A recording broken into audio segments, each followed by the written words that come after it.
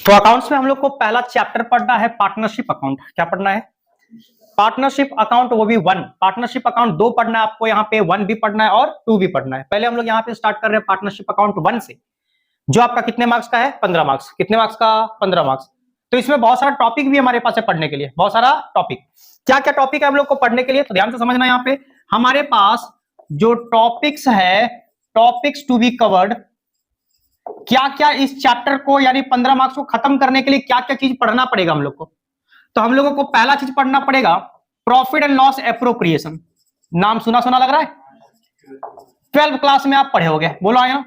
PL appropriation. दूसरा आपको पढ़ना है एडमिशन ऑफ अ पार्टनर, ये भी आप पढ़े होगे, एडमिशन ऑफ अ पार्टनर, कोई पार्टनर का एडमिशन अगर होता है तो। तीसरा काम retirement of a partner, retirement of a partner यानी पार्टनर का रिटायरमेंट भी हो सकता है। चौथा काम एडमिशन कम रिटायरमेंट, ये आप नहीं पढ़े हो, एडमिशन कम रिटायरमेंट मतलब ऐसा काम होगा। देखो एडमिशन में क्या होता है? पार्टनर का एडमिशन होता है, कोई नया पार्टनर ज्वाइन करता है। रिटायरमेंट में क्या होता है? जो पहले से पुराना पार्टनर था उसमें से कोई एक रिटायर कर जाता है। लेकिन एडमिशन कम रिटायरमेंट में क्या होता है? एक पार्टनर जाएगा तो उसके जगह में दूसरा पार्टनर आएगा। आया समझ में? यानी एडमिशन और रिटायरमेंट दोनों संग संग होगा, इसलिए एडमिशन कम रिटायरमेंट भी आपका एक नया टॉपिक आ गया। समझ में आया? और एक आपको यहां पे जानना पड़ेगा death of a partner, death of a partner यानी आप समझ सकते हो कि आपके पास ये 15 मार्क्स के लिए कितना सारा टॉपिक है, कितना सारा टॉपिक है। आया समझ में? लेकिन सबसे ज्यादा इंपॉर्टेंट जो आपका है वो है एडमिशन और रिटायरमेंट, एडमिशन और रिटायरमेंट। उससे थोड़ा सा कम अगर आपको दिया जाए तो यहां पे एडमिशन कम रिटायरमेंट को दे सकते हैं। समझ में आया? अगर उससे थोड़ा सा कम देंगे तो डेथ ऑफ अ पार्टनर को दे सकते हैं। लेकिन पीएल एप्रोप्रिएशन एकदम ना के बराबर, ये आता ही नहीं है। समझ में आया? पीएल एप्रोप्रिएशन, सर इतना इतना जगह है हमारे पास 15 मार्क्स का क्वेश्चन के लिए, पीएल एप्रोप्रिएशन का कोई जगह ही नहीं बनता यहां पे। समझ में आया? पीएल एप्रोप्रिएशन छोटा सा टॉपिक होता है, आप पढ़े होगे उसके बारे में, बोलो आया ना, जहां पे पीएल एप्रोप्रिएशन अकाउंट बनाना पड़ता है, पार्टनर्स कैपिटल अकाउंट बनाना पड़ जाता है। तो यहां पे वो सारा चीज नहीं आता है क्वेश्चन। आया समझ में? आपके पास पार्टनरशिप वन का एक क्वेश्चन आएगा, कितना क्वेश्चन? एक क्वेश्चन आएगा विथ ऑप्शन, विथ ऑप्शन। अब वो ऑप्शन हो सकता है या तो एडमिशन और रिटायरमेंट का हो सकता है क्वेश्चन, कोई एक क्वेश्चन करना होगा, कोई एक क्वेश्चन करना होगा, या तो एडमिशन और डेथ का क्वेश्चन आ जाएगा, कोई एक क्वेश्चन करना होगा, या तो एडमिशन और एडमिशन कम रिटायरमेंट का हो जाएगा जिसमें से कोई एक क्वेश्चन करना होगा। आया समझ में? या ऐसा भी हो सकता है रिटायरमेंट आ जाए और एडमिशन कम रिटायरमेंट आ जाए। बोलो समझ में आया? मतलब इतना सारा टॉपिक में से कोई भी दो टॉपिक का क्वेश्चन दे सकता है जिसमें से एक क्वेश्चन ही करना होगा। कितना क्वेश्चन? एक क्वेश्चन करना होगा। आया समझ में? हाँ या ना? तो इसीलिए हम लोग सारा टॉपिक कवर नहीं करेंगे, हम लोग पीएल एप्रोप्रिएशन के बारे में बात ही नहीं करेंगे क्योंकि उसका क्वेश्चन ही नहीं आता है हमारे पास। समझ में आया? बहुत सारे टीचर लोग ऐसे होते हैं जो पीएल एप्रोप्रिएशन नहीं करवाते हैं और रीजन यही होता है कि जो हमारे पास पूछा ही नहीं जाता है कभी, उसके लिए टाइम वेस्ट करके क्या फायदा हमारे पास। आया समझ में? तो उसी तरह से हम लोग भी यहां पे बात करेंगे, एडमिशन से स्टार्ट करेंगे। कहां से स्टार्ट करेंगे? एडमिशन ऑफ अ पार्टनर से स्टार्ट करेंगे। पहले ये टॉपिक्स को लिख लो, उसके बाद हम लोग बात करेंगे एडमिशन ऑफ अ पार्टनर्स का पूरा चैप्टर। आया समझ में? तो सुनना, थर्ड सेमेस्टर का सिलेबस जो आपका अकाउंट्स का है वो बहुत ज्यादा है, वो बहुत ज्यादा है, बहुत ज्यादा in the sense of chapter नहीं, चैप्टर के अंदर घुस घुस के उसका टॉपिक्स के बारे में। समझ में आया? आपका एक चैप्टर था, यूनिट 1 था आपका पार्टनरशिप 1, क्या था? चैप्टर का नाम अगर बोलोगे तो पार्टनरशिप 1 है, लेकिन उसके अंदर कितना चीज टॉपिक पढ़ना है? समझ में आया? एडमिशन ऑफ अ पार्टनर पढ़ना है, रिटायरमेंट पार्टनर का पढ़ना है, डेथ पढ़ना है, एडमिशन कम रिटायरमेंट पढ़ना है, इतना सारा टॉपिक्स है। तो सोचो यानी पार्टनरशिप 1 को पढ़ने के लिए इतना सारा टॉपिक को कवर करना पड़ेगा। आया समझ में? तो लेंदी बन जाता है चैप्टर। क्या बन जाता है? लेंदी। तो उसी तरह से हमारा सिलेबस थर्ड सेमेस्टर का अकाउंट्स का जो है वो लेंदी होता है, टफ बोल के कुछ भी नहीं है। समझ में आया? बहुत ज्यादा खाली हमारे पास सिलेबस आ चुका है। बोलो क्लियर है? और सिर्फ आपका यहां का नहीं, हर सेमेस्टर का आपका वही हालत था। फर्स्ट सेमेस्टर का भी अकाउंट्स देखे होगे, काफी ज्यादा सिलेबस था, उसमें काफी ज्यादा चैप्टर्स था। थर्ड सेमेस्टर का भी वही हालत है और आगे चल के फिफ्थ सेमेस्टर में जाओगे वहां पे भी वही मिलने वाला है। यानी ऑड सेमेस्टर में जो अकाउंट्स मिलेगा और ऑड सेमेस्टर का जो अकाउंट्स है वो बहुत ज्यादा लेंदी है हमारा। आया समझ में? बस कुछ नहीं, टफ नहीं बोल सकते, बस लेंदी बोल सकते हैं। आया समझ में? चलिए तो हम लोग स्टार्ट करते हैं एडमिशन से। तो आप बढ़िया से हेडिंग दे दोगे admission of a partner, admission of a partner. और आपको पता है कि हर एक टॉपिक ये सारा 15-15 मार्क्स का है, यानी एडमिशन ऑफ अ पार्टनर जो हम लोग पढ़ेंगे वो कितने मार्क्स के लिए पढ़ेंगे? 15 मार्क्स के लिए पढ़ेंगे, 15 मार्क्स के लिए पढ़ेंगे। आया समझ में? तो सर इसमें हम लोग को क्या क्या पढ़ना है, आइए एक एक करके बात करते हैं। यानी वो पार्टनरशिप 1 में इतना सारा टॉपिक कवर करना था, है ना? अब इसमें आपका इस चैप्टर में कितना सारा टॉपिक कवर करना है उसके बारे में बात करते हैं। तो आइए हम लोग लिखते हैं इसके लिए टॉपिक्स टू बी कवर्ड। यानी अगर एडमिशन ऑफ अ पार्टनर पढ़ना है, इसमें क्या क्या हम लोग को पढ़ना पड़ेगा? तो पहला आपको प्रीपेयर करना पड़ेगा रीवैल्यूएशन अकाउंट। कौन सा अकाउंट? रीवैल्यूएशन अकाउंट प्रीपेयर करना पड़ेगा। नाम सुना सुना लग रहा है, हाँ या ना? रीवैल्यूएशन अकाउंट बनाना पड़ेगा। दूसरा आपको बनाना पड़ेगा, प्रीपेयर करना पड़ेगा partners capital account. Partners capital account यानी पार्टनर्स का कैपिटल का अकाउंट बनाना पड़ेगा। और तीसरा आपका बनेगा बैलेंस शीट। प्रीपेयर करना पड़ेगा क्या हमारे पास? बैलेंस शीट करना पड़ेगा, यानी prepare balance sheet after admission. After admission यानी पार्टनर का एडमिशन होने के बाद का आपको एक बैलेंस शीट बनाने बोलेगा। बोलो समझ में आया? तो ये तीन चीज हम लोग को प्रिपेयर करना है। क्या क्या करना है? एक रिवैल्यूएशन अकाउंट बनाना है, एक पार्टनर्स कैपिटल अकाउंट बनाना है और एक बैलेंस शीट बनेगा। और हम लोग को बैलेंस शीट को टैली करवाना पड़ेगा। बैलेंस शीट को हम लोग ट्रेडिंग पीएल बैलेंस शीट यानी फाइनल अकाउंट के बारे में बात करें या कहीं पे भी बैलेंस शीट बनाने का जरूरत पड़ जाए, बैलेंस शीट टैली करवाना हमारा मेन मोटिव होता है, हाँ ना? अगर हमारा बैलेंस शीट टैली कर गया सही तरीके से, गलत तरीके से नहीं, अगर सही तरीके से टैली कर गया मतलब हम लोग का क्वेश्चन राइट बन गया। बोलो समझ में आया? तो बस ये तरीका हम लोग को, तो ये तीन टॉपिक हम लोग को कवर करना है। आया समझ में? अब इस तीन चीज को पढ़ने के लिए कुछ एक्स्ट्रा चीज हम लोग को जानना पड़ेगा। आया समझ में? ये तीन चीज को पढ़ने के लिए हम लोग को क्या जानना पड़ेगा? कुछ एक्स्ट्रा चीज सीखना पड़ेगा। जैसे क्या क्या सीखना पड़ेगा? तो यहां पे और लिख लेते हैं हम लोग, other important points to be covered. अब कुछ पॉइंट्स हम लोग को कवर करना है, इसके लिए अदर इंपॉर्टेंट पॉइंट्स हम लोग को कवर करना पड़ेगा। क्या करना पड़ेगा हम लोग को? एक नंबर देख के लिख लेते हैं, रोमन नंबर 1 में, ठीक है। रीवैल्यूएशन के लिए हम लोग को revaluation of assets and liabilities के बारे में बात करेंगे। Revaluation of assets and liabilities के बारे में बात करना पड़ेगा। रीवैल्यूएशन अकाउंट बनाएंगे तो कैसे कैसे क्या क्या चीज आएगा, तो उसके लिए पहले हम लोग सीखना पड़ेगा, यानी revaluation of assets and liabilities के बारे में सीखेंगे हम लोग। उसके बाद दूसरा चीज हम लोग को यहां पे पढ़ना है क्या? तो चेंज इन रेशियो के बारे में सीखना है। किसके बारे में सीखना है?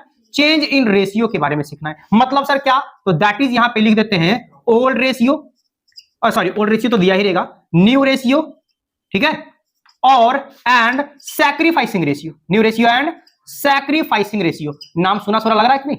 लेकिन थोड़ा भूला भूला लग रहा होगा, है ना? बहुत पुराना हो गया सर। अभी हम लोग आ चुके हैं सेकेंड ईयर में, थर्ड सेमेस्टर मतलब सेकेंड ईयर में, कहां 12 में पढ़े थे, 2 साल हो गया। हम लोग कल का पढ़ा चीज याद नहीं रख पाते हैं, ये तो 2 साल हो गया। बोलो हाँ या ना? कोई बात नहीं, भूल जाओगे वही अच्छी बात है, क्योंकि यहाँ पे न्यूली तरीके से आपको सीखने मिलेगा, नया तरीके से एकदम सीखने को मिलेगा। समझ में आया? नहीं तो अगर वहां से हल्का फुल्का कचड़ा लेके आओगे तो वो कचड़ा के साथ ये मिक्स हो जाएगा अगर यहाँ का पढ़ाई, तो फिर आपको दिक्कत होने लगेगा। समझ में आया? तुमको लगेगा वहां पे कुछ अलग तरीके से पढ़े थे, यहाँ पे अलग तरीके से पढ़ रहे हैं। अगर तुम मेरे से पढ़े हो तब तो उसी तरीके से मिलेगा, लेकिन अगर तुम कहीं और पे पढ़े थे 11 12, इसका मतलब आप किसी और तरीके से पढ़े होगे, आपको टीचर किसी और तरीके से सिखाया होगा, है ना? और यहाँ पे हम अलग तरीके से बताते हैं, तो इसीलिए आप भूल चुके हो तो और अच्छी बात है, और अगर याद है तो भी अच्छी बात है। चलिए, तो एक नंबर हो गया रिवैल्यूएशन ऑफ एसेट लायबिलिटी, दूसरा हो गया चेंज इन रेशियो, जिसमें आपको न्यू रेशियो और सैक्रिफाइसिंग रेशियो सीखना है आपको यहाँ पे। तीसरा चीज आपको यहाँ पे क्या सीखना है सर? Treatment for goodwill. ये आपका बहुत इंपॉर्टेंट है, ट्रीटमेंट फॉर गुडविल। गुडविल का ट्रीटमेंट यहाँ पे सीखना है हम लोगों को। गुडविल बहुत इंपॉर्टेंट रोल यहाँ पे अदा करते हैं हमारे पास, समझे? तो इसीलिए ट्रीटमेंट फॉर गुडविल के बारे में बात करेंगे। क्लियर है तक? वो सब बच्चा वाला काम हम यहाँ पे नहीं करवा रहे हैं। क्या एडमिशन ऑफ अ पार्टनर, पहले पार्टनरशिप का डेफिनेशन लिखवाएंगे कि पार्टनरशिप होता क्या है, वो सब चीज नहीं करना है हम लोग को। यहाँ पे 11 12 वाला हम लोग अकाउंट्स नहीं पढ़ रहे हैं। आया समझ में? कि डिफाइन करेंगे उसको, पार्टनरशिप में पार्टनरशिप का डेफिनेशन क्या होता है, यहाँ पे पार्टनर क्या होता है, पार्टनरशिप डिड क्या होता है, ये सब बात हम लोग नहीं करने वाले हैं। आया समझ में? हाँ, लेकिन कुछ कुछ पॉइंट्स हम लोग को ऐसा मिलेगा जो बात करेंगे यहाँ पे, तो उसके लिए हम लोग देख लेंगे उस टाइम। बोलो समझ में आया? फिर से रिपीट, आपके पास ये admission of a partner 15 marks का पढ़ना है, जिसमें आपका टॉपिक्स क्या क्या कवर करना है। तो आपको 3 चीज बनाना पड़ेगा, revaluation account, partners capital account and balance sheet after admission.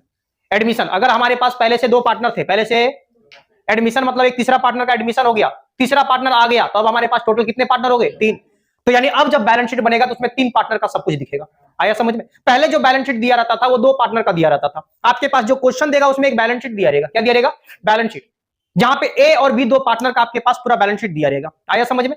उसका सारा एसेट्स होगा, उसका सारा लायबिलिटी होगा, उसका कैपिटल होगा, यानी बैलेंस शीट बना के तुमको दे दिया रहेगा। कितने पार्टनर का? 2 पार्टनर का। जरूरी नहीं कि 2 पार्टनर, पहले से हो सकता है 3 पार्टनर हो, हाँ ना? एक चौथा पार्टनर का एडमिशन हो गया, पहले से 5 पार्टनर थे, एक नया पार्टनर आके 6 पार्टनर हो गए। मतलब जितना भी रहेगा पहले कम पार्टनर रहेगा, उसके बाद एक नया पार्टनर का एडमिशन होगा, तो एडमिशन के बाद एक नया बैलेंस शीट बनाना पड़ेगा, तो वो बैलेंस शीट हमारा ये वाला रहेगा। आया समझ? आफ्टर ऑल एडजस्टमेंट, सारा एडजस्टमेंट करने के बाद। बोलो क्लियर है? और वो चीजों को पढ़ने के लिए पहले हम आपको ये वाला चीज सिखाएंगे। क्या सिखाएंगे? ये सारा टॉपिक सिखाएंगे। सबसे पहले revaluation of assets and liabilities, assets और लायबिलिटीज का रीवैल्यूएशन के बारे में सिखाएंगे। फिर आपको सिखाएंगे चेंज इन रेशियो के बारे में, न्यू रेशियो और सैक्रिफाइसिंग रेशियो कैसे निकाला जाता है वो सिखाएंगे। आया समझ में? और उसके बाद आपको ट्रीटमेंट फॉर गुडविल, गुडविल का ट्रीटमेंट यहां पे सिखाएंगे कि गुडविल का किस तरह से ट्रीटमेंट, गुडविल का वैल्यूएशन नहीं सिखाएंगे, गुडविल का ट्रीटमेंट सिखाएंगे। यानी गुडविल का वैल्यू आपको दिया रहेगा क्वेश्चन में, आपको खाली उसका ट्रीटमेंट करना है। आया समझ में? 12 में एक छोटा सा टॉपिक था आपका गुडविल का वैल्यूएशन के लिए, simple average method, weighted average method, है ना, super profit method, capitalisation method, याद आ रहा है? तो वो सारा मेथड से हम लोग को वैल्यू ऑफ गुडविल निकालना पड़ता था। यहां पे निकालने का जरूरत नहीं है, वो कैलकुलेशन करने के लिए एक नया चैप्टर है आपका वैल्यूएशन ऑफ गुडविल, वो यहां पे नहीं है, 5th सेमेस्टर में। कहां पे? 5th semester. 5th सेमेस्टर में एक चैप्टर ही है वैल्यूएशन ऑफ गुडविल, यानी गुडविल का वैल्यूएशन करना। वही सारा मेथड को वहां पे एडवांस तरीके में पढ़ाया जाता है। समझ में आया? लेकिन यहाँ पे आपको वैल्यू करना नहीं सीखना है, आपको बस उसका ट्रीटमेंट करना सीखना है। मतलब आपको गुडविल का वैल्यू पता रहेगा, बस आप उसको क्या तरीके से ट्रीट करोगे एडमिशन में वो आपको जानना है यहाँ पे। बोलो समझ में आया? हाँ या ना? कॉपी कर लिए? एक एक करके स्टार्ट करेंगे। देखो, अगर तुम बेसिक चीजों को समझ जाओगे सही तरीके से तो आप क्वेश्चन अच्छे से समझ जाओगे। और हम बार बार बता रहे हैं, पहले भी आप एडमिशन चैप्टर पढ़ चुके हो, फिर से आप एडमिशन चैप्टर पढ़ रहे हो, कोई तो वजह होगा। हाँ या ना? तो वजह यही है कि यहाँ पे एडवांस तरीके से थोड़ा सा पढ़ना है हम लोग को, डीपली तरीके से पढ़ना है हम लोग को। आया समझ में? वहां पे अगर हम रट के पढ़े थे कि हाँ इसको डेबिट में लिख दो, इसको क्रेडिट में लिख दो, रट गए थे कोई चीज को, यहाँ पे रटना नहीं है, यहाँ पे समझना है। बोलो क्लियर चीज? चलिए स्टार्ट करें आगे तब।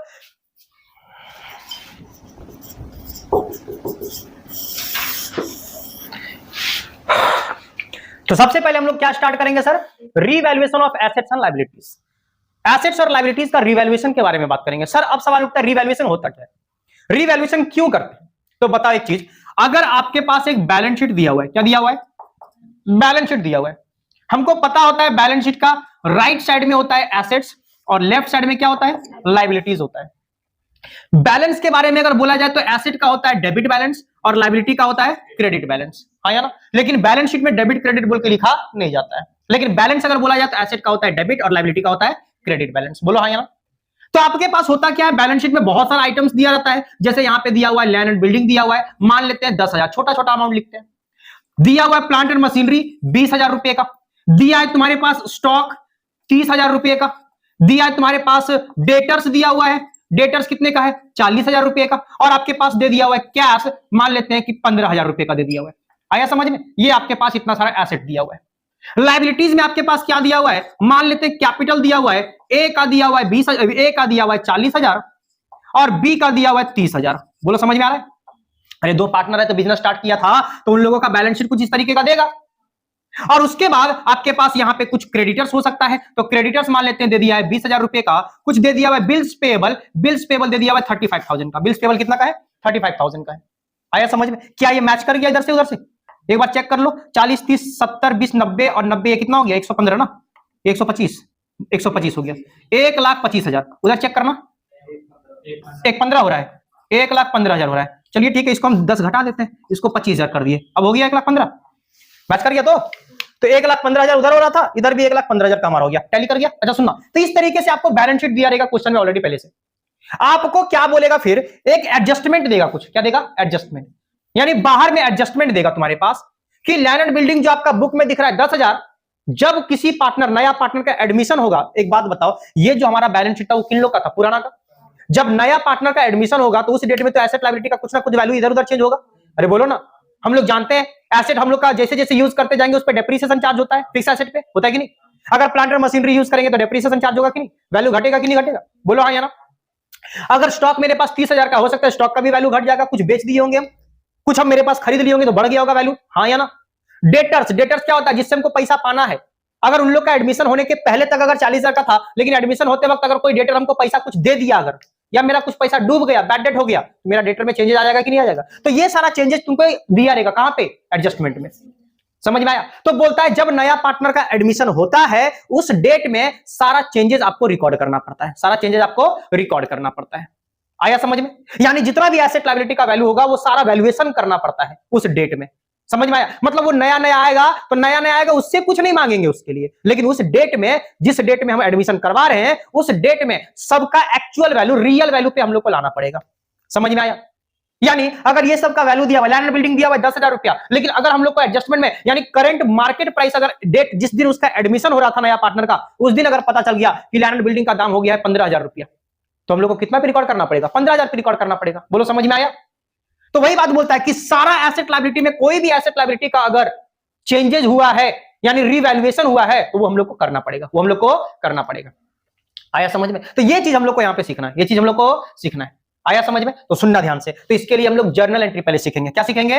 लेकिन हम आपको पहले यहाँ पे कुछ बता देते हैं, ध्यान से समझ लेना। तो जर्नल एंट्री पहले सीखेंगे। जैसे एक बात बताओ, हम पहला जर्नल एंट्री के बारे में बात करते हैं। क्या बात करते हैं? When assets increase.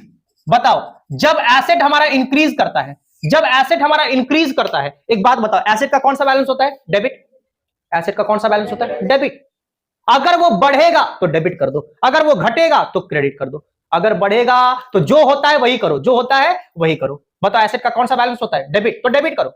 और अगर घट जाएगा तो क्रेडिट कर दो, उल्टा कर दो। आया समझ में? और ये सारा का सारा जितना भी घटेगा बढ़ेगा सब रिवैल्यूएशन में जाता है। कहां पे जाता है? रिवैल्यूएशन में जाता है। यानी आपको दूसरा साइड में, क्योंकि एंट्री में एक डेबिट होगा एक क्रेडिट होगा, तो एक साइड में अगर तुम एसेट लायबिलिटी को लिखोगे तो दूसरा साइड में क्या लिखोगे? रिवैल्यूएशन लिखोगे। आया समझ में? एक बात बताते हैं, बताओ लैंड एंड बिल्डिंग हमारा कितने का है?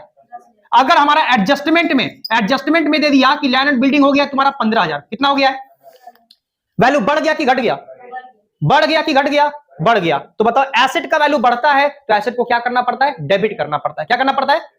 यानी एसेट को डेबिट करना पड़ता है। मतलब हम लोग क्या करेंगे सर? लैंड एंड बिल्डिंग को डेबिट करेंगे, लैंड एंड बिल्डिंग को डेबिट करेंगे। आया समझ में? तो सर क्रेडिट किसको करेंगे? रिवैल्यूएशन। क्रेडिट किसको करेंगे? यानी 2 हो जाएगा रिवैल्यूएशन अकाउंट। 2 क्या हो जाएगा? Revaluation account. बोलो समझ में आया? फिर से रिपीट। क्या बोला? लैंड एंड बिल्डिंग कितने का था? 10,000। कितने का हो गया? 15,000। वैल्यू बढ़ गया कि घट गया? बढ़ गया। एसेट का बढ़ा है कि लायबिलिटी का बढ़ा है? एसेट का। एसेट का बैलेंस होता है डेबिट। अगर बढ़ रहा है तो डेबिट करेंगे, घट रहा है तो क्रेडिट करेंगे। आया समझ में? तो बढ़ गया तो डेबिट करेंगे, तो एसेट को डेबिट कर दिए। एसेट का नाम क्या था? Land and building. तो land and building account debit. तो क्रेडिट किसको करेंगे? रिवैल्यूएशन को, क्योंकि सारा चेंजेस जो दिखाना है वो किसमें दिखाना है? रिवैल्यूएशन में। अच्छा, जो बढ़ गया वो कितना से बढ़ गया है? 5,000 से, यानी 5,000 का आपको कैलकुलेशन दिखाना है। 15,000 पूरा नहीं, कितने का? 5,000 का। समझ में आया? तो अब सोच के देखो, आपके पास लैंड एंड बिल्डिंग पहले से कितना का था? 10,000। आपका यहां पे कितना से बढ़ गया? 5,000। तो 10,000 और 5,000 कितना का हो गया? 15,000। बताओ नया वैल्यू आपका दिखने लगेगा कि नहीं? बोलो समझ में आया? तो ये वाला काम करना है हम लोग को। समझ में आया? यही अगर हमारा एसेट घट जाएगा तो उल्टा एंट्री हो जाएगा, रिवैल्यूएशन चला जाएगा ऊपर और एसेट आ जाएगा नीचे। बोलो समझ में आया? हाँ या ना? तो चलिए इसी के बेस पे सारा एंट्री पास करेंगे, इसी के बेस पे सारा एंट्री पास करेंगे। बोलो समझ में आया? तो देखिए, तो इसका मतलब बताओ, हम यहाँ पे लैंड एंड बिल्डिंग को थोड़ा सा हटा देते हैं, लैंड एंड बिल्डिंग को थोड़ा सा हटा देते हैं। ये बात बता दो कि अगर एसेट का नाम लिखते हैं, एसेट अगर इंक्रीज करेगा तो क्या एंट्री पास करेंगे? बोलेंगे सर एसेट का डेबिट बैलेंस, एसेट का, तो एसेट को डेबिट ही करेंगे, यानी asset account debit to revaluation account हो जाएगा। कोई दिक्कत? हाँ या ना? बताओ, लो यहां पे दूसरा एंट्री पास करते हैं। बताइए, अगर इफ लिख देते हैं, व्हेन कौन लिखेगा बार बार? इफ एसेट डिक्रीज कर रहा है, एसेट्स डिक्रीज कर रहा है, बताओ एसेट डिक्रीज कर गया, क्या एंट्री पास करेंगे? बोलेंगे सर उल्टा हो जाएगा। और उल्टा यहां से उल्टा नहीं सोचोगे, दिमाग लगाओ ना, कॉन्सेप्ट से चलो ना, लॉजिक से चलो ना। बताओ क्या बोलता है? अगर एसेट घटता है, एसेट का कौन सा बैलेंस होता है? एसेट का कौन सा बैलेंस होता है? डेबिट। और अगर घटता है क्या करेंगे? क्रेडिट। तो बताओ एसेट को क्रेडिट करेंगे तो डेबिट किसको करेंगे? रिवैल्यूएशन को। तो एंट्री क्या बन जाएगा हमारा? Revaluation account debit to asset account. बोलो हाँ या ना? एंट्री क्या बनेगा? Revaluation account debit to asset account. बोलो समझ में आ रहा है कि नहीं आ रहा है? यहां तक क्लियर चीज? चलो इसी तरह से अगर तुम्हारे पास लायबिलिटी का चेंजेस होता है तो क्या करेंगे? एसेट बढ़ता है तो एसेट को डेबिट, रिवैल्यूएशन को क्रेडिट। अगर एसेट डिक्रीज करता है तो एसेट का कौन सा बैलेंस होता है? डेबिट। डिक्रीज कर रहा है तो क्या करेंगे? क्रेडिट। और रिवैल्यूएशन को क्या करेंगे? डेबिट। अब बताओ, जब लायबिलिटी के साथ ऐसा घटना होगा तो क्या करेंगे? तो लायबिलिटी के हिसाब से सोचना पड़ेगा। बताओ, एसेट का कौन सा बैलेंस होता है? डेबिट। लेकिन लायबिलिटी का कौन सा बैलेंस होता है? क्रेडिट। तो अगर लायबिलिटी बढ़ेगा तो लायबिलिटी को क्रेडिट करेंगे। क्या करेंगे? जब एसेट बढ़ता है तो एसेट को क्या करते हैं? डेबिट, क्योंकि उसका डेबिट बैलेंस होता है। तो लायबिलिटी बढ़ेगा तो लायबिलिटी को क्रेडिट करेंगे, क्योंकि लायबिलिटी का क्रेडिट बैलेंस होता है। आया समझ में? तो इसका मतलब यहां पे लिख देते हैं कि व्हेन लायबिलिटी इंक्रीज करता है, जब लायबिलिटी हमारा इंक्रीज करता है तो एंट्री क्या पास करेंगे sir?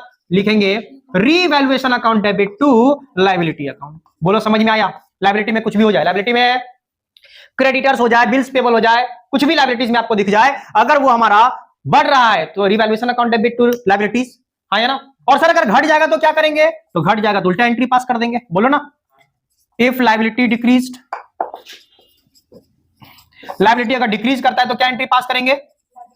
Liability account debit to revaluation account, to the revaluation account. बोलो समझ में आया यहां तक? कोई तकलीफ?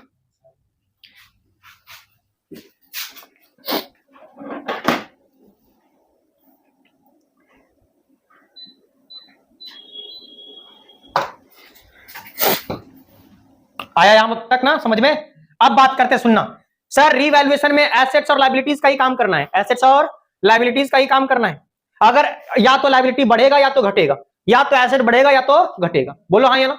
अब लास्ट में होगा उससे प्रॉफिट लॉस निकालना। क्या निकालना? Profit loss. कोई भी काम करते हैं तो उससे प्रॉफिट लॉस तो होता है। अरे एसेट बढ़ गया चाहे घट गया, तो एसेट बढ़ने घटने से कुछ तो प्रॉफिट या लॉस हुआ होगा, तो प्रॉफिट लॉस के बारे में बात करेंगे। तो हमारा पांचवा काम जो होगा for profit on revaluation, profit on, अगर रीवैल्यूएशन से आपका प्रॉफिट हो जाता है तो एंट्री पास करेंगे revaluation account debit to partners capital. क्या लिखेंगे?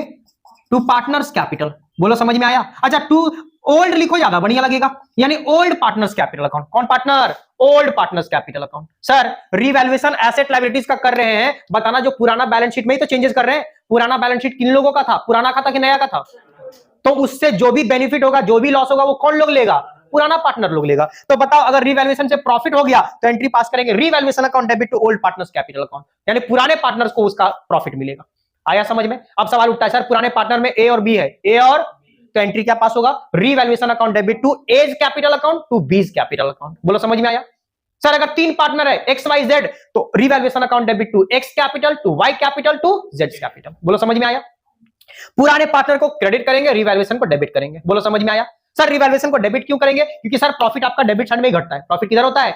अरे ट्रेडिंग पीएल पढ़े हो कभी?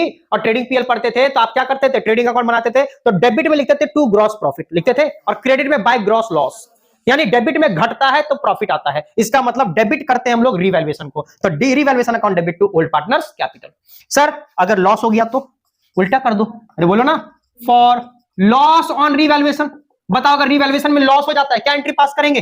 एंट्री पास करेंगे old partners capital account debit, old partners capital account debit to revaluation account. क्या एंट्री पास करेंगे? To revaluation account. बोलो समझ में आया? Old partners capital account debit to revaluation. बस इतना ही का काम होता है यहां पे। समझ में आया? एसेट्स अगर बढ़ेगा तो क्या काम करेंगे, एसेट्स घटेगा तो क्या काम करेंगे। समझ में आया? और उसका रीवैल्यूएशन में किस तरह से इफेक्ट पड़ेगा, रीवैल्यूएशन में किस तरह से इफेक्ट पड़ेगा। अगर तुमको जर्नल एंट्री पता है तो तुम लेजर पोस्टिंग भी कर दोगे। हम लोग को ये जर्नल एंट्री पास करने नहीं बोलता जल्दी, अगर बोल दिया तो करना पड़ेगा। अरे बोलो ना, अगर बोल देता है बताओ प्लांट एंड मशीनरी जो बुक में दिख रहा था 40,000, अग्रीड वैल्यू यानी करंट वैल्यू उसका बोल दिया है 38,000, वहां पे दिख रहा था 40, यहां पे बोला 38, घट गया कि बढ़ गया? घट गया। कितना से घट गया? 2,000, यानी एसेट घटने वाला एंट्री पास करेंगे। Revaluation account debit to plant and machinery घट रहा है तो टू प्लांट एंड मशीनरी। आया समझ में? हाँ या ना? तो इस तरह से सारे एसेट लायबिलिटी का यहाँ पे एंट्री पास करना पड़ेगा। कोई दिक्कत? एंट्री वाला आएगा तो एंट्री वाला काम करेंगे, लेजर पोस्टिंग करने आएगा तो भी हो जाएगा। अच्छा, लेजर पोस्टिंग करने में लोगों को तकलीफ होता है थोड़ा सा, आइए समझ लेते हैं यहाँ पे। बताओ अगर एसेट बढ़ता है तो क्या एंट्री होता है? Asset account debit to revaluation. बोलो है ना? हम लोगों को अकाउंट बनाना पड़ेगा रीवैल्यूएशन अकाउंट। बताओ सबसे पहला टॉपिक पढ़े थे ना, लिखे थे ना, प्रिपेयर रीवैल्यूएशन अकाउंट, यानी हम लोग को क्या बनाना पड़ेगा? Revaluation account. लो हम यहाँ पे जगह है, यहाँ पे हम समझाते हैं एक चीज को। बताओ ये हमारा रीवैल्यूएशन अकाउंट बन गया। किसका अकाउंट? रीवैल्यूएशन का अकाउंट बनाया। ध्यान से समझना। बताओ जब एसेट इंक्रीज किया है, एंट्री क्या पास किया गया है? Asset account debit to revaluation account. तो रीवैल्यूएशन हमारा डेबिट हुआ है कि क्रेडिट?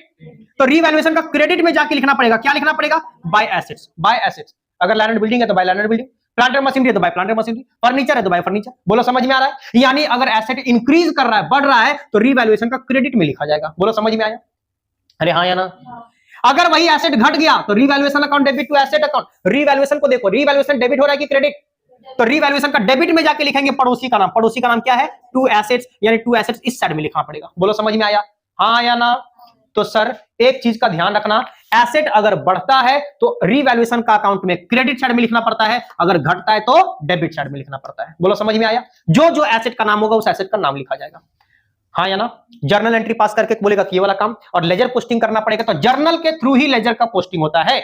लेकिन अगर आपको कुछ ट्रिक्स पता रहेगा तो आपको जर्नल एंट्री का भी जरूरत नहीं पड़ेगा उसके लिए। ट्रिक्स क्या है आपका? सर एसेट्स बढ़ेगा तो क्रेडिट में, और अगर घटेगा तो डिक्रीज मतलब डेबिट में। आया समझ में? डिक्रीज मतलब डेबिट, डिक्रीज मतलब debit, D for decrease, D for debit. आया समझ में? तो डिक्रीज अगर करेगा तो डेबिट में, क्लियर चीज, और बस हमारा इंक्रीज करेगा तो किधर हो जाएगा? क्रेडिट में। किसका? एसेट का। किसका? एसेट का। लेकिन वही अगर लायबिलिटीज के बारे में बात करें, किसके बारे में? अगर लायबिलिटीज हमारा इंक्रीज करता है, एंट्री क्या पास किया हुआ है? Revaluation account debit to liability, यानी रीवैल्यूएशन अकाउंट डेबिट हुआ है तो रीवैल्यूएशन का डेबिट में लिखना पड़ेगा टू लायबिलिटी। बोलो हाँ या ना? मतलब ये कि जब एसेट बढ़ता है तो क्रेडिट में लिखते हैं, लेकिन लायबिलिटी बढ़ता है तो डेबिट में लिखते हैं। बोलो समझ में आया? और अगर एसेट घटता है तो लिखते हैं हम लोग डेबिट में, और लायबिलिटी घटेगा तो किधर लिखेंगे? क्रेडिट में लिखना पड़ेगा। बोलो समझ में आया? हाँ या ना? तो इसको याद नहीं करना, इसको रटना भी नहीं है, आपको वो लॉजिक समझना है कि क्यों ऐसा होता है हमारे पास। क्लियर चीज? वैसे अगर तुम ये याद करके भी कर लोगे तो अच्छा खासा तुम आराम से कर सकते हो, बिना टाइम वेस्ट किए भी कर सकते हो। बोलो समझ में आया? बताओ, हम लोग एडजस्टमेंट करेंगे, अचानक पता चलेगा एसेट बढ़ गया, किधर लिखेंगे? क्रेडिट में। लायबिलिटी घट गया, किधर लिखेंगे? क्रेडिट में। अरे बोलो ना, एक चीज याद कर लो ना, सारा चीज याद हो जाएगा। एक चीज याद करो, सिर्फ एक चीज, एसेट बढ़ेगा तो किधर आएगा? एसेट बढ़ेगा तो किधर आएगा? क्रेडिट में। बस वही याद कर लो तुम। एसेट या D for decrease, D for debit याद आ रहा है? बोलो तो तुम डिक्रीज वाला याद कर लो। एसेट अगर डिक्रीज करेगा किधर लिखेंगे? डेबिट में। एक ही चीज, बस वही याद करो, बाकी सारा काम खत्म। एसेट का उल्टा होता है लायबिलिटी, इतना बात पता है? तो बताओ, अगर एसेट डिक्रीज करेगा तो कहां पे?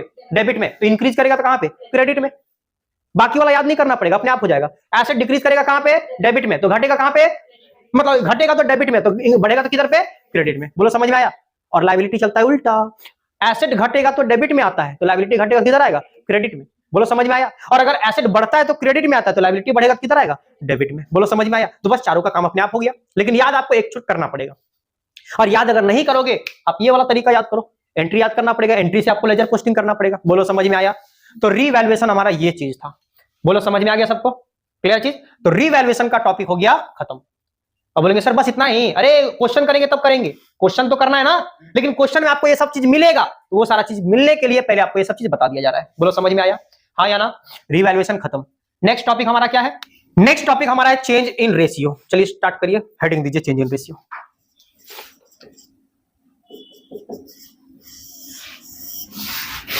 चलिए, तो नेक्स्ट टॉपिक हमारा है चेंजेस इन रेशियो। रेशियो में चेंज हो जाएगा सर। अब बोलेंगे सर रेशियो में चेंज कैसे हो जाएगा? बताओ, अगर पहले हमारे पास दो पार्टनर हुआ करते थे ए और बी, तो ए और बी के बीच का रेशियो हुआ करता था 2:1। कितना? अरे कुछ भी रेशियो हो सकता है, हम मान लिए 2:1। अब अगर हमारे पास एक और पार्टनर आ चुका है, सी का एडमिशन हो चुका है, तो अब तो हमारे पास तीन पार्टनर के बीच में प्रॉफिट बटेगा या लॉस बटेगा? बोलो आया ना? तो अब जो रेशियो चाहिए हम लोगों को, वो तीनों के बीच का रेशियो चाहिए। आया समझ में? आया समझ में? यानी पहले सिर्फ दो लोगों के बीच का रेशियो दिया रहता था, अब तीनों के बीच का रेशियो चाहिए, मतलब न्यू रेशियो चाहिए हम लोग को। क्या चाहिए? New ratio. आया समझ में? और एक और निकालना पड़ेगा, सैक्रिफाइसिंग रेशियो। क्या निकालना पड़ेगा? Sacrificing ratio. सैक्रिफाइसिंग रेशियो क्या होता है उसके बारे में भी लॉजिक जानेंगे, उसके बारे में भी लॉजिक जानेंगे पूरा हम लोग। समझ में आया? पहले हम लोग यहाँ पे रेशियोज का फॉर्मूला लिख देते हैं थोड़ा सा, एक ही रेशियो खाली सैक्रिफाइसिंग रेशियो का। बताओ, सैक्रिफाइसिंग रेशियो का अगर तुम पहले पढ़े हो तो आपको एक बात पता होगा। बताओ क्या पता है? सैक्रिफाइसिंग रेशियो का फॉर्मूला पता है क्या? इसका फॉर्मूला होता है old ratio minus new ratio. पुराना रेशियो में से नया रेशियो को जब माइनस कर देते हैं तो ये हो जाता है सैक्रिफाइसिंग रेशियो। क्या हो जाता है हमारा? Sacrificing ratio. क्वेश्चन में आपको एक चीज कभी कभी निकालना पड़ जाएगा, कभी कभी क्या बहुत बार निकालना पड़ जाता है, लेकिन कभी कभी नहीं निकालना पड़ता है। सब लॉजिक बताएंगे, सब कॉन्सेप्ट बताएंगे, लेकिन पहले आपको ध्यान रखना है सैक्रिफाइसिंग रेशियो का मतलब क्या होता है? Old ratio minus new ratio. आया समझ में? यानी कितना का सैक्रिफाइस किया जा रहा है। अब सैक्रिफाइस क्या होता है ध्यान से सुनना, बताओ, लॉजिक जानना। अगर हम बोलते हैं कि हमारे बिजनेस में पहले 10,000 रुपए का प्रॉफिट होता था, कितना का होता था? सब लोग समझना चीजों को। 10,000 रुपए का प्रॉफिट हुआ करता था, और इसमें पहले जो बांटा जाता था, यानी जो ए और बी, सॉरी दो पार्टनर, पहले कितना हुआ करते थे? दो पार्टनर ए और बी। ए लेता था, दोनों के बीच का रेशियो हुआ करता था 3:2। दोनों के बीच का रेशियो क्या था? यानी दोनों के बीच का रेशियो 3:2 था, मतलब ये लेता था 6,000 रुपया और वो कितना लेता था? 4,000 रुपया। अरे तभी ना 10,000 को 6,000 और 4,000 मिल गया, ये इतना इतना का हो गया। अब सवाल उठता है, जब एक सी का एडमिशन होगा, हमारे पास प्रॉफिट यही 10,000 का है। प्रॉफिट कितने का है? 10,000 का है, लेकिन अब ये प्रॉफिट में है तो सी को भी मिलना चाहिए, हक मिलना चाहिए कि नहीं मिलना चाहिए? अरे बोलो हाँ या ना? यानी अब सी को भी उसमें से पैसा मिलना चाहिए। अब अगर पैसा मिलेगा तो बताओ वो पैसा कहां से मिलेगा? तो पैसा तो इन लोग का कटेगा, इन लोग का प्रॉफिट से कटेगा कि नहीं कटेगा? अगर वो बोलेगा हमको तो 1,000 रुपया चाहिए, कितना रुपया चाहिए? कितना चाहिए? एग्जांपल दिए कि अगर वो बोलेगा कि हमको 1,000 रुपया प्रॉफिट चाहिए, कितना प्रॉफिट? तो बताओ 10,000 में अगर 1,000 रुपया उसको प्रॉफिट दे देंगे तो इसके पास प्रॉफिट बचेगा, कम बचेगा कि नहीं बचेगा? अरे बोलो ना। लो हम थोड़ा सा 2,000 कर देते हो, अच्छा लगेगा सुनने में। बताओ इसको प्रॉफिट कितना दे दिए हम? हमारे पास टोटल प्रॉफिट कितना था? अगर वो 10,000 में से 2,000 हम उसको दे दिए तो हमारे पास कितना बचा? किसके पास? ए और बी के पास। ए और बी के पास कितना बचा है? तो इन लोग आपस में बांट लेगा 3:2 का रेशियो में। अरे बांटेगा कि नहीं बांटेगा? तो बताओ 3:2 का रेशियो में बांट के बताना कितना होता है। तो बोलेंगे 3 2 5, 5 को इससे करेंगे 16 3 48, यानी 4800 और 3200, 4800 और 8,000 को बांटे तो 4800 और 3200 इन लोग का हक में आया। अब तुम खुद सोच के देखो, पहले जब हम लोग यहां पे करते थे, इस 10,000 को बांटते थे दो लोगों के बीच में, तो 6,000 और 4,000 मिलता था, और ये 6,000 और 4,000 मिलकर 10,000 बनता था। अब हमारे पास 3 पार्टनर हो गए। कितना पार्टनर? ए हो गया, बी हो गया, और यहां पे सी भी आ गया। अरे बोलो हाँ या ना? बताओ 4,800, 3,200 और 2,000 सबको मिला देंगे 10,000 नहीं बनेगा? बनेगा 10,000 की नहीं? लेकिन अब सोचो, पहले ए को कितना मिलता था, अब कितना मिल रहा है? 1,200 रुपया का सैक्रिफाइस कर दिया। क्या कर दिया? दान दे दिया। लो हम अपना हक का चीज तुमको दे देते हैं, अपना कलेजा निकाल के तुमको दे दिए। इसका ये मतलब हुआ ना? अरे बोलो, मेरा थाली में जो रोटी परोसा गया था उसका कुछ टुकड़ा हम तोड़ के तुमको दे दिए, वही ना इसका मतलब हुआ? यानी अपना शेयर दे देना, अपना शेयर, प्रॉफिट शेयर दे दिया, अपना प्रॉफिट का हिस्सा दे दिया उसको। इसीलिए इसको प्रॉफिट शेयरिंग रेशियो बोलते हैं। क्या बोलते हैं? प्रॉफिट शेयरिंग रेशियो, प्रॉफिट को शेयर करने का रेशियो। आया समझ में? तो बताओ 6,000 इसको मिलता था, अब कितना मिलेगा? कितना रुपया सैक्रिफाइस कर दिया? यानी ए जो सैक्रिफाइस किया वो कितना रुपया किया है? बी को कितना मिलता था, अब कितना मिल रहा है? कितना सैक्रिफाइस किया? यानी बी जो सैक्रिफाइस किया वो कितना किया है? और यही दोनों अपना कलेजा काट के जो दे दिया है सी को, तो सी के पास टोटल कितना का हो गया है? यानी 1,200 रुपया दिया है ए, 800 रुपया दिया है बी, दोनों मिला के सी के पास कितना हो चुका है? 2,000 रुपया हो चुका है। बोलो समझ में आया? हाँ या ना? तो अगर हम तुमसे ये पूछ देंगे कि बताओ ये जो सैक्रिफाइस कर रहा है, ए जो सैक्रिफाइस कर रहा है कितना कर रहा है, बी जो सैक्रिफाइस कर रहा है वो कितना कर रहा है, ये 1,200 तुम कहां से निकाले? ये तुम जो 1,200 का सैक्रिफाइस निकाले वो कहां से निकाले? बोलेंगे सर 6,000 में से 4,800 को माइनस कर दिए। अरे बोलो ना, 6,000 में से 4,800 को, 6,000 क्या था? पुराना रेशियो। 4,800 क्या था? नया रेशियो। तो ओल्ड में से न्यू को माइनस किए तभी तो सैक्रिफाइसिंग पता चला। बोलो समझ में आया? वैसे ही तुम बी का भी चेक करो, बी का हमारे पास पहले था कितना, बाद में कितना, माइनस किए तो कितना, यानी पुराने में से न्यू को माइनस किए तो सैक्रिफाइसिंग रेशियो पता चल गया। बोलो समझ में आया? हाँ या ना? ओल्ड रेशियो आपको क्वेश्चन में दिया रहता है, और नहीं देगा तो इक्वल, नहीं देगा तो अगर बोल देगा A and B are two partners sharing profit and losses in the ratio of 2:1 या 3:2, कुछ भी बोल देगा, समझ में आया? यानी पुराना रेशियो गिवन है, पुराना रेशियो। और अगर बोल देगा A and B are two partners, बस और कुछ डेटा नहीं दिया हुआ है, तो सर वो कितना रेशियो में उन लोग का प्रॉफिट था, कुछ तो बताया नहीं है, इक्वल मान के चलेंगे। क्या मान के चलेंगे?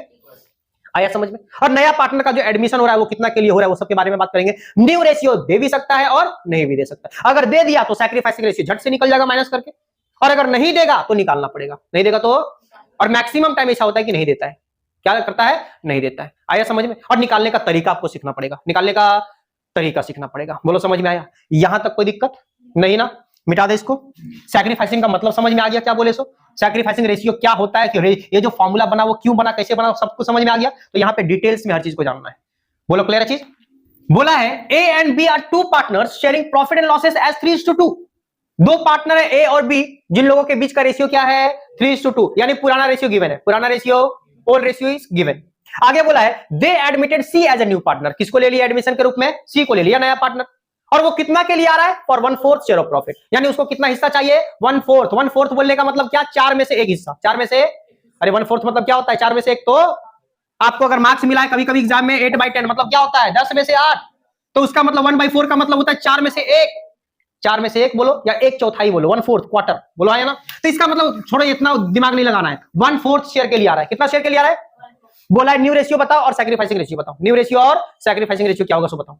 पहले न्यू रेशियो निकालना सीखेंगे। क्या सीखेंगे? न्यू रेशियो बोलने का मतलब क्या? न्यू रेशियो बोलने का मतलब क्या? ए बी और सी तीनों के बीच का रेशियो। आया समझ में? पहले किसके किसके बीच का रेशियो था? ए और बी। आपको अब किसके किसके बीच का निकालना है? ए बी और सी तीनों के बीच का निकालना है।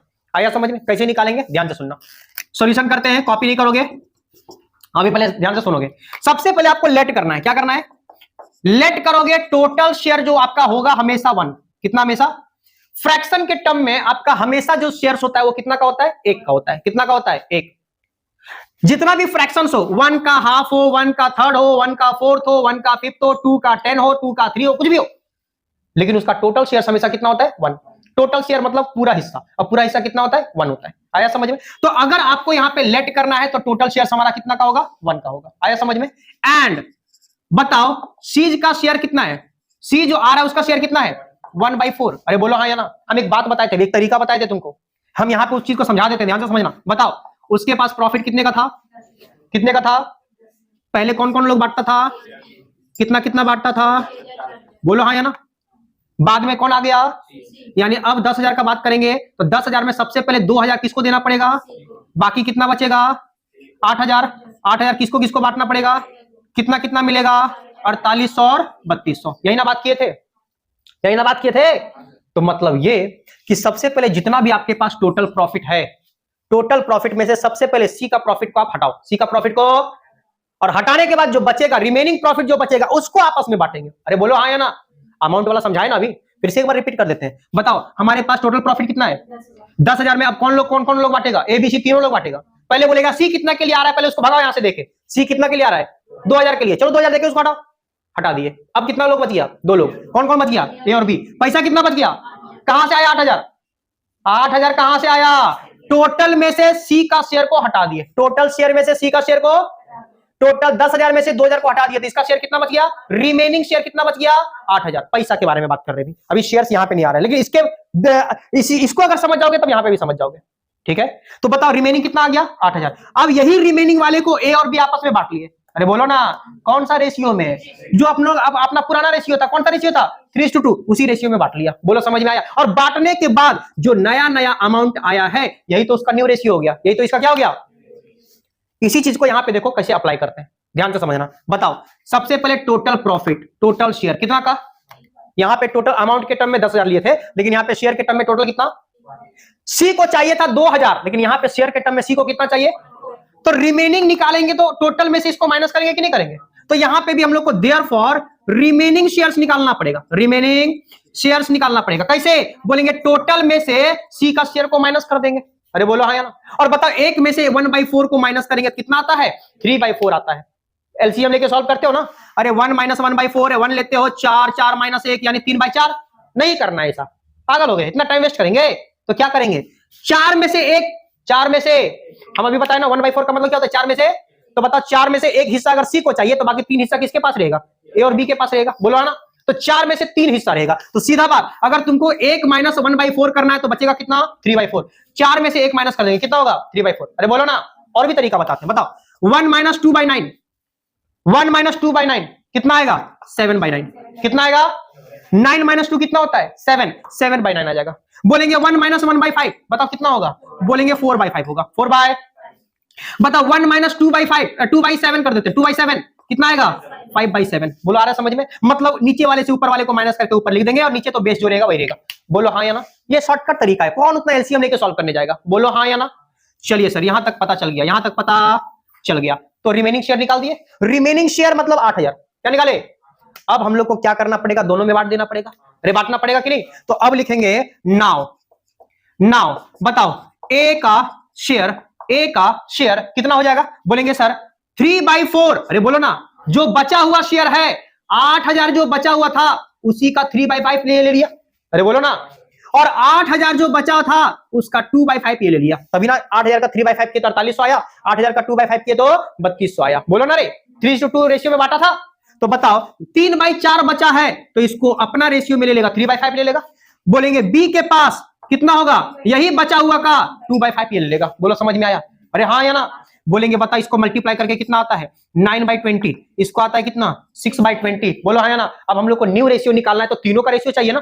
यहाँ पे किसका किसका है, सी का भी लिख लो। बताओ सी का शेयर, सी कितना के लिए आ रहा था, सी कितना के लिए आ रहा था 1/4 के लिए आ रहा था। रेशियो जब भी आपको निकालना हो बेस को सेम रखना पड़ेगा, बेस को। इसका बेस कितना है, इसका बेस कितना है, इसका बेस कितना है, क्या बराबर है, इसको 20 बनाया जा सकता है। बोलेंगे हाँ 20 कैसे बनाया जा सकता है, 16 जोड़ के नहीं, ऐड लेस नहीं होता है, मल्टीप्लाई करके। बताओ 4 में कितना मल्टीप्लाई करेंगे, यानी 5 ऊपर नीचे दोनों में मल्टीप्लाई करेंगे। खाली नीचे मल्टीप्लाई करोगे तो उसका कोई मतलब नहीं बनेगा, आपको ऐसा मल्टीप्लाई करना पड़ेगा कि उसको काट भी देंगे तो फिर ओरिजिनल क्वेश्चन बनना चाहिए। आया समझ में। तो बताओ यानी हमारे पास ये कितना हो गया 5/20। अरे हो गया ना, ऊपर 5 हो गया नीचे 20 हो गया, बेस अब सबका सेम हो गया। तो बताओ देयरफॉर न्यू रेशियो हमारा जो बन गया एबीसी के बीच में वो कितना हो गया, इसका ऊपर 9, इसका ऊपर 6, इसका ऊपर 5, ये आपका न्यू रेशियो होगा, ये आपका न्यू रेशियो हो गया। बोलो समझ में आया?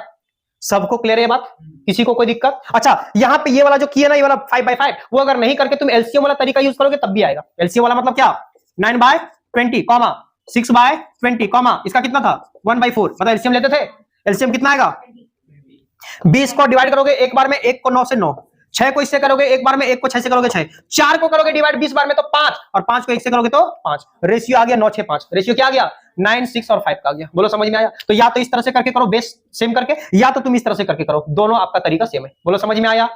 हाँ या ना? चलिए क्या निकल गया हमारा न्यू रेशियो, क्या निकल गया? एक और निकालने बोला था, सैक्रिफाइसिंग रेशियो। क्या निकालने बोला था बताओ? सैक्रिफाइसिंग रेशियो निकालने का फॉर्मूला हम लोग पढ़े थे, सैक्रिफाइसिंग रेशियो का फॉर्मूला भी पढ़े थे। तो बताओ सैक्रिफाइसिंग रेशियो इक्वल टू था old ratio minus new ratio, पढ़े थे ना?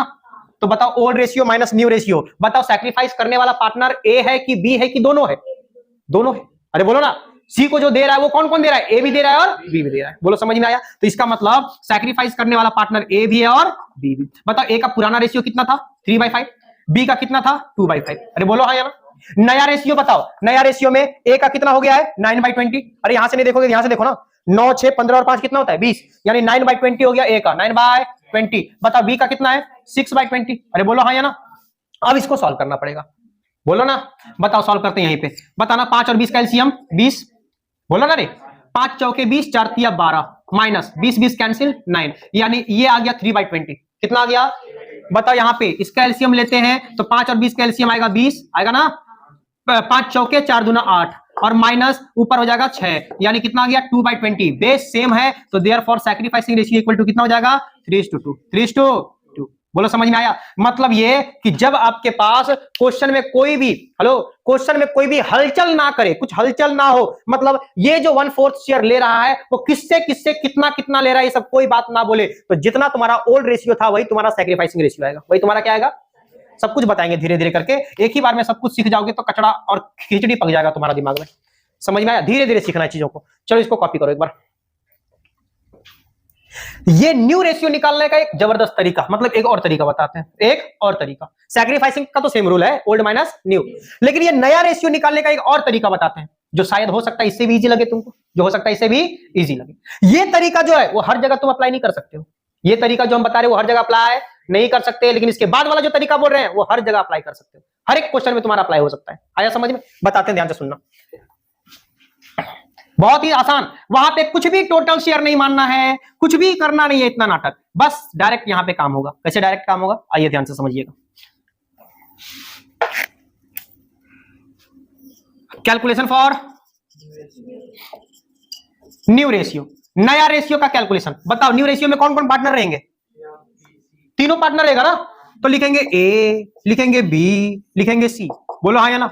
सबसे पहला काम करना, देखना, बताओ ए के पास कितना शेयर है पहले से 3:2, मतलब रेशियो कितना का है 3/5, तो ए के पास कितना है 3/5, बी के पास कितना है, सी कितना के लिए आ रहा है, बोलो हाँ या ना? सबका लिख दो आराम से, काम खत्म। लेकिन सुनना, बताओ सी को जो 1/4 चाहिए वो तो ए से भी चाहिए और वो तो बी से भी चाहिए। ए जो देगा तो ए का देने से ए का घटेगा कि बढ़ेगा? बी जब देगा तो बी का देने से बी का घटेगा कि बढ़ेगा? दोनों का घटेगा। घटेगा मतलब माइनस, घटेगा मतलब कितना घटेगा? तो बोलेंगे ए जब देगा इसको 1/4 तो 1/4 देगा अपना शेयर का। किसका शेयर का? इसके पास शेयर है कितना? तो इसके पास शेयर है 3/5, जिसका 1/4 निकाल के दे देगा किसको? सी को। अरे बोलो समझ में आया? बी देगा अपने हिस्से का। अरे बोलो ना, बी के पास कितना शेयर है?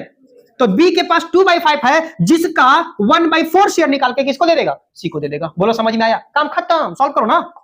बताओ 3/5, अरे बोलो ना, और 3/20, 3/20, यहां पे बताओ 2/5 माइनस यहां पे बताओ 2/20, बोलो हाँ या ना?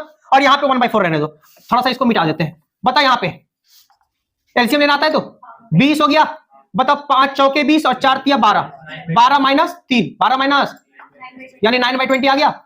बताओ इसका एलसीएम लेते हैं तो 20, 5 चौके 20 और यहां पे 4 दूना 8 माइनस 2 यानी 6/20। इसको भी 20 बनाना है तो 5/5, तो 5/20। देखो तो 9, 6 और 5 आ गया रेशियो, यानी न्यू रेशियो आपको पता चल गया कितना 9:6:5। अरे बोलो हाँ या ना? यहां पे क्या हम कुछ भी लेट किए, टोटल शेयर 1, उसका शेयर 1/4 कुछ किए ना, सीधा अपना अपना शेयर सबका लिख दिए। इसके पास था 3/5, इसके पास था 2/5, ये आ रहा है 1/4 के लिए। लेकिन ये जो 1/4 लेगा वो ए से भी लेगा, और ए से लेगा तो ए देगा तो माइनस हो जाएगा, बी देगा तो माइनस हो जाएगा। अपना शेयर का 1/4, ये अपना शेयर का 1/4 देगा। बस सॉल्व कर देंगे, अपने आप रेशियो निकल जाएगा। बोलो समझ में आया? और करके इसको भी कॉपी कर लोगे, और करके न्यू रेशियो का कैलकुलेशन इसको भी कॉपी कर लोगे, यहां से यहां तक का। सैक्रिफाइसिंग तो वही रहेगा, उसको करने का जरूरत नहीं है, सिर्फ ये वाला। और दैट्स ऑल फॉर टुडे।